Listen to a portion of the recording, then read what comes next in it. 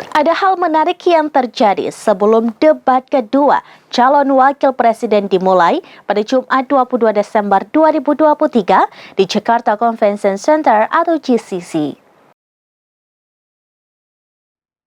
Ada hal menarik yang terjadi sebelum debat kedua calon wakil presiden dimulai pada Jumat 22 Desember di Jakarta Convention Center atau GCC.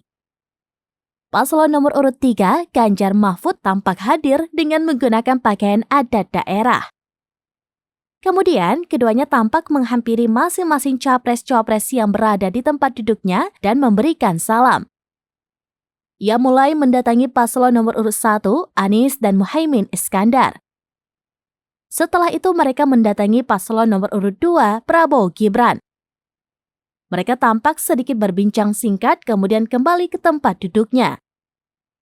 Dalam momen ini, Prabowo dan Anies tampak acuh tak acuh. Mereka langsung duduk di posisinya masing-masing tanpa memberikan salam hangat.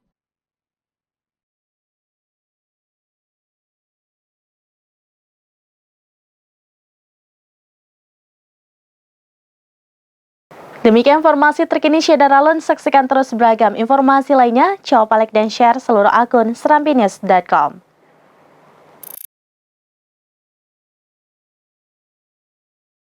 Download Tribun X sekarang, menghadirkan lokal menjadi Indonesia.